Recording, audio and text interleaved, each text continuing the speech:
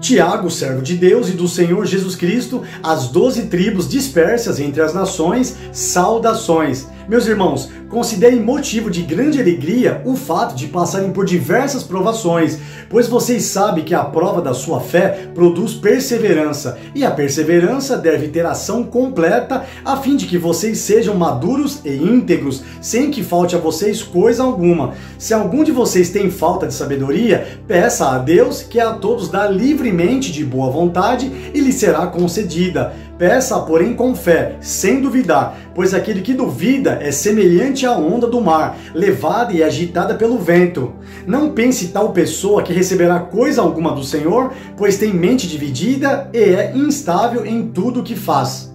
O irmão de condição humilde deve orgulhar-se quando estiver em elevada posição, e o rico deve orgulhar-se caso passe a viver em condição humilde, porque o rico passará como a flor do campo, pois o sol se levanta, traz o calor e seca a planta.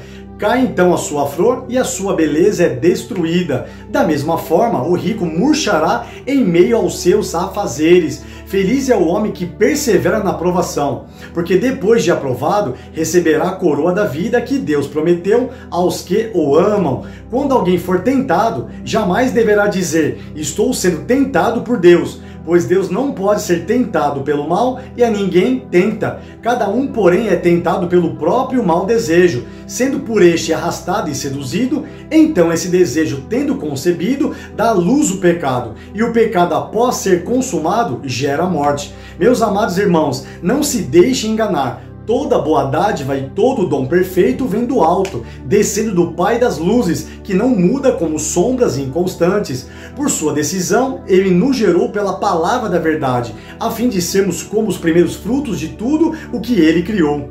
Meus amados irmãos, tenham isto em mente: sejam todos prontos para ouvir, tardios para falar e tardios para irar-se, pois a ira do homem não produz a justiça de Deus. Portanto, livrem-se de toda impureza moral e da maldade que prevalece, e aceitem humildemente a palavra implantada em vocês, a qual é poderosa para salvá-los. Sejam praticantes da palavra e não apenas ouvintes, enganando vocês mesmos. Aquele que ouve a palavra, mas não a põe em prática, é semelhante a um homem que olha sua face no espelho e depois de olhar para si mesmo, sai e logo esquece a sua aparência. Mas o homem que observa atentamente a lei perfeita, que traz a liberdade e persevera na prática dessa lei, não esquecendo o que ouviu, mas praticando-o, será feliz naquilo que fizer. Se alguém se considera religioso, mas não refreia a sua língua, engana-se a si mesmo. Sua religião não tem valor algum. A religião que Deus, o nosso Pai, aceita como pura e imaculada é esta: cuidar dos órfãos e das viúvas em suas dificuldades e não se deixar corromper pelo mundo. Meus irmãos, como crentes em nosso glorioso Senhor Jesus Cristo, não façam diferença entre as pessoas, tratando-as com parcialidade. Suponho que na reunião de vocês entre um homem com anel de ouro e roupas finas, e também entre um pobre com roupas velhas e sujas. Se vocês derem atenção especial ao homem que está vestido com roupas finas e disserem: aqui está um lugar apropriado para o Senhor, mas disserem ao pobre: você fica em pé ali, ou sente-se no chão, junto ao estrado onde põe os meus pés, não estarão fazendo discriminação, fazendo julgamentos com critérios errados? Ouçam, meus amados irmãos, não escolheu Deus os que são pobres aos olhos do mundo para serem ricos em fé e herdarem o reino que ele prometeu aos que o amam? Mas vocês têm desprezado o pobre. Não são os ricos que oprimem vocês? Não são eles os que os arrastam para os tribunais? Não são eles que difamam o bom nome que sobre vocês foi invocado? Se vocês de fato obedecerem à lei do reino encontrada na Escritura, que diz: ame o seu próximo como a si mesmo, estarão agindo corretamente. Mas se tratarem os outros com parcialidade, estarão cometendo pecado e serão condenados pela lei como transgressores. Pois quem obedece a toda a lei, mas tropeça em apenas um ponto, torna-se culpado de quebrá-la inteiramente. Pois aquele que disse: não adulterarás, também disse: não matarás. Se você não comete adultério, mas comete assassinato, torna-se transgressor da lei. Falem e ajam como quem vai ser julgado pela lei da liberdade, porque será exercido juízo sem misericórdia sobre quem não for misericordioso.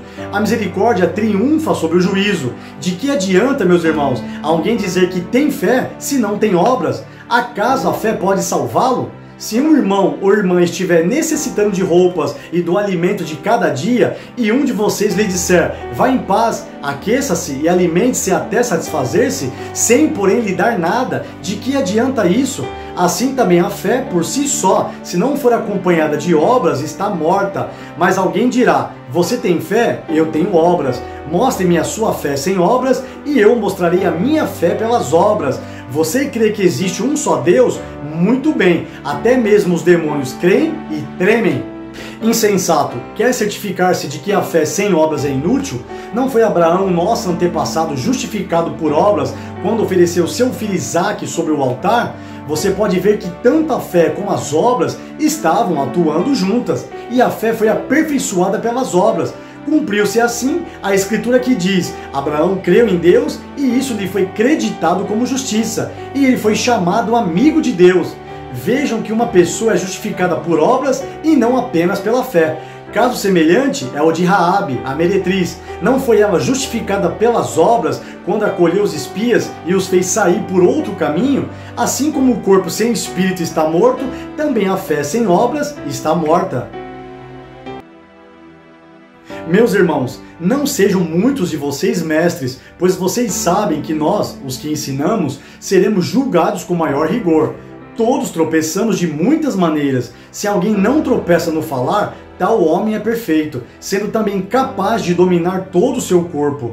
Quando colocamos freios na boca dos cavalos para que eles nos obedeçam, podemos controlar um animal todo. Tome também como exemplo os navios. Embora sejam tão grandes e impelidos por fortes ventos, são dirigidos por um leme muito pequeno, conforme a vontade do piloto. Semelhantemente, a língua é um pequeno órgão do corpo, mas se vangloria de grandes coisas. Vejo como um grande bosque é incendiado por uma simples fagulha. Assim também, a língua é um fogo, é um mundo de iniquidade. Colocada entre os membros do nosso corpo, contamina a pessoa por inteiro, incendeia todo o curso de sua vida, sendo ela mesma incendiada pelo inferno. Toda espécie de animais, aves, répteis e criaturas do mar doma-se e tem sido domada pela espécie humana. A língua, porém, ninguém consegue domar. É um mal incontrolável, cheio de veneno mortífero. Com a língua bendizemos o Senhor e Pai, e com ela amaldiçoamos os homens, feitos à semelhança de Deus. Da mesma boca procedem bênção e maldição. Meus irmãos, não pode ser assim.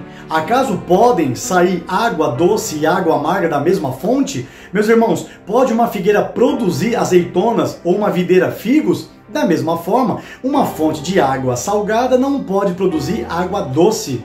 Quem é sábio e tem entendimento entre vocês, que o demonstre por seu bom procedimento, mediante obras praticadas com a humildade que provém da sabedoria. Contudo, se vocês abrigam no coração inveja amarga e ambição egoísta, não se gloriem disso, nem neguem a verdade. Esse tipo de sabedoria não vem dos céus, mas é terrena, não é espiritual, mas é demoníaca. Pois onde há inveja e ambição egoísta, aí há confusão e toda espécie de males. Mas a sabedoria que vem do alto é antes de tudo pura, depois pacífica, amável, compreensiva, cheia de misericórdia e de bons frutos, imparcial e sincera. O fruto da justiça semeia-se em paz para os pacificadores.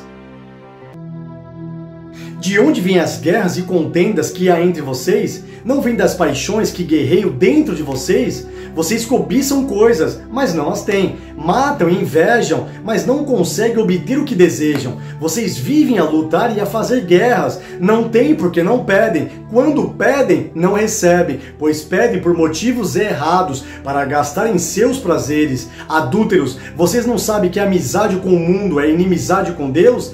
Quem quer ser amigo do mundo faz-se inimigo de Deus. Ou vocês acham que é sem razão que a Escritura diz que o Espírito que Ele fez habitar em nós tem fortes ciúmes? mas Ele nos concede graça maior. Por isso diz a Escritura: Deus se opõe aos orgulhosos, mas concede graça aos humildes. Portanto, submetam-se a Deus, resistam ao diabo e ele fugirá de vocês. Aproxime-se de Deus e ele se aproximará de vocês. Pecadores, limpem as mãos, e vocês que têm a mente dividida, purifiquem o coração. Entristeçam-se, lamentem-se e chorem. Troquem o riso por lamento e alegria por tristeza. Humilhem-se diante do Senhor e Ele os exaltará. Irmãos, não falem mal uns dos outros. Quem fala mal contra o seu irmão ou julga o seu irmão, fala contra a lei e a julga. Quando você julga a lei, não a está cumprindo, mas está agindo como juiz. Há apenas um legislador e juiz, aquele que pode salvar e destruir. Mas quem é você para julgar o seu próximo? Ouçam agora vocês que dizem: hoje ou amanhã iremos para esta ou aquela cidade, passaremos um ano ali, faremos negócios e ganharemos dinheiro. Vocês nem sabem o que acontecerá amanhã. Que é a sua vida? Vocês são como a neblina que aparece por um pouco de tempo e depois se dissipa. Em vez disso, deveriam dizer: se o Senhor quiser, viveremos e faremos isto ou aquilo. Agora, porém, vocês se vangloriam das suas pretensões. Toda vanglória como essa é maligna. Portanto, pense nisto: quem sabe que deve fazer o bem e não o faz, comete pecado. Ouçam agora vocês ricos, chorem e lamentem-se, tendo em vista a desgraça que virá sobre vocês. A riqueza de vocês apodreceu, e as traças corroeram as suas roupas. O ouro e a prata de vocês enferrujaram, e a ferrugem deles testemunhará contra vocês, e como fogo devorará a sua carne. Vocês acumularam bens nesses últimos dias. Vejam o salário dos trabalhadores que ceifaram os seus campos e que vocês retiveram com fraude. Está clamando contra vocês. O lamento do ceifeiro chegou aos ouvidos do Senhor dos Exércitos. Vocês viveram luxuosamente na terra, desfrutando prazeres e fartaram-se de comida em dia de abate. Vocês têm condenado e matado o justo, sem que ele ofereça resistência.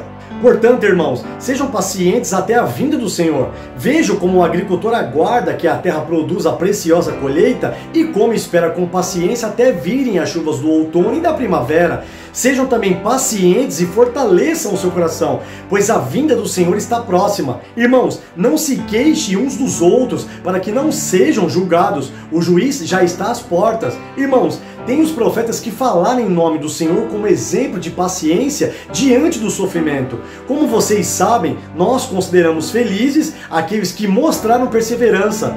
Vocês ouviram falar sobre a perseverança de Jó e viram o fim que o Senhor lhe proporcionou. O Senhor é cheio de compaixão e misericórdia. Sobretudo, meus irmãos, não jurem nem pelo céu, nem pela terra, nem por qualquer outra coisa. Seja o sim de vocês sim e o não, não, para que não caiam em condenação. Entre vocês há alguém que está sofrendo? Que ele ore. Há alguém que se sente feliz? Que ele cante louvores. Entre vocês há alguém que está doente? Que ele mande chamar os presbíteros da igreja para que estes orem sobre ele e o unjam com óleo em nome do Senhor. A oração feita com fé curará o doente, o Senhor o levantará e se houver cometido pecados, ele será perdoado. Portanto, confessem os seus pecados uns aos outros e orem uns pelos outros para serem curados. A oração de um justo é poderosa e eficaz. Elias era humano como nós. Ele orou fervorosamente para que não chovesse, e não choveu sobre a terra durante 3 anos e meio. Orou outra vez, e os céus enviaram chuva, e a terra produziu seus frutos. Meus irmãos, se algum de vocês se desviar da verdade e alguém o trouxer de volta, lembre-se disto: quem converte um pecador do erro do seu caminho, salvará a vida dessa pessoa e fará que muitíssimos pecados sejam perdoados.